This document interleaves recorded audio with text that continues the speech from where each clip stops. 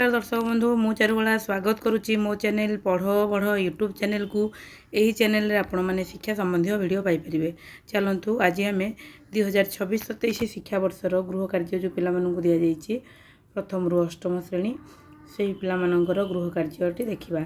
आज अष्टम श्रेणीर भाषार समस्त गृह कार्य देखा।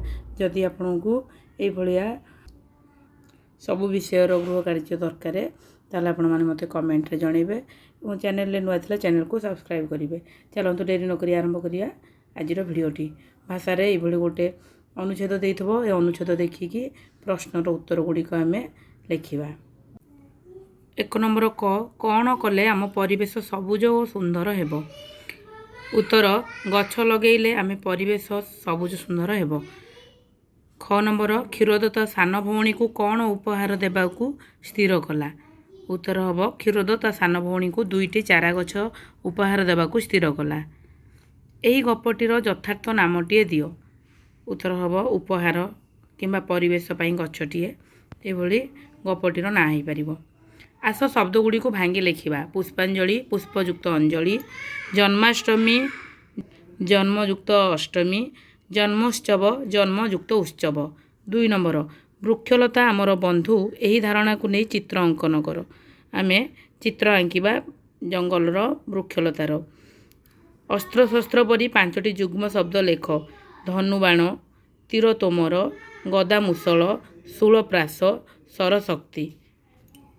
4 नंबर तुमे बुलिबाकू जाइथिबा जेकोसी स्थान संबंध में निज अनुभूति 10 धाड़ी लेख। सेटा मंदिर किंबा स्थानीय मेला बा यात्रा ये आ विषय लिखिपर। ये गोटे डेमो दि मुझी ग्रीष्म छुट्टी रे मो परिवार सहित पुरी बुलिबाकू जाइथिली। पुरी होउची ओडिशार एक प्रसिद्ध तीर्थस्थान एवं यह समुद्र कूल अवस्थित। पुरी रे पहुँचवा पर प्रथमे मु जगन्नाथ मंदिर दर्शन करी। मंदिर विशाल शिखर एवं सुंदर कारुकार्य देखी मु मोहित हो जाइथिली। मंदिर दर्शन पर आमे समुद्र कूल को गलु। विशाल समुद्रर ढेउ एवं सुंदर सूर्यास्त देखी मोर मन भरीगला। बाली रे खेलुथिबा पिलामानंकु देखी मु मध्य सेमानंक सहित खेलिली। पुरी रे आमे प्रसिद्ध चुली पिठा एवं रसमलाई खाइलु।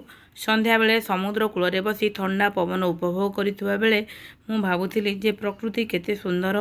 पुरी यात्रा मोर जीवनर एक स्मरणीय अनुभूति होई रहिला। तापर 5 नंबर देछि खरा छुट्टी किपरि काटिलो। सांग निकट को पत्र लेख। ये लिखिबो तुम सांगर ना देकी प्रिय सांगर ना लिखिबो। मोर शुभेच्छा नब। आशा करुछि तुमे और तुमर परिवार समस्ते भलरे थिबो। आमे एठारे भलरे अछु। ए वर्ष खरा छुट्टी मोर बहुत भल भाव में कटुछि। छुट्टी आरंभ हेबा परे मु प्रतिदिन सकाळु उठी व्यायाम करुछि और तापरे मोर प्रिय बही पढ़ुछि। एही छुट्टी रे मु गणित इंग्राजी बहुत अभ्यास करुछि जहाँ मते बहुत भल लगुछि। दिन रे मु मोर भाई और पड़ोशी सांगमानक सहित घर पाखे क्रिकेट खेलुछि। संध्यारे माँ को सहित बगीचारे फूल गछ लगाऊछि और पानी दउछि।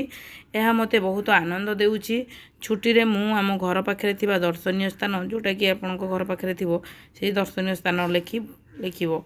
बुलिबाकू जाइथिलु।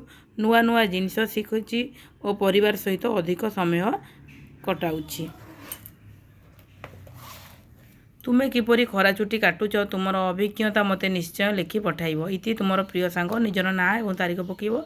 ठिकना रे प्रेरक निजर ठिकना पकेब और जहाँ पाक जो सांग पाक दौच ग्राहक तार ना और ग्राम पोस्ट थाना जिला पिन नंबर पकेब। एति थिला हमर भाषार गृह कार्य। आशा करुच्ची भिडियोटी आपण मानकु भल लागिथिबो। भिडियोटी को शेष जाए देखिथिबारु धन्यवाद। जदि आपनको अन्य विषय रे गृह कार्यर आंसर दरकार ताले कमेंट रे जणैबो। धन्यवाद।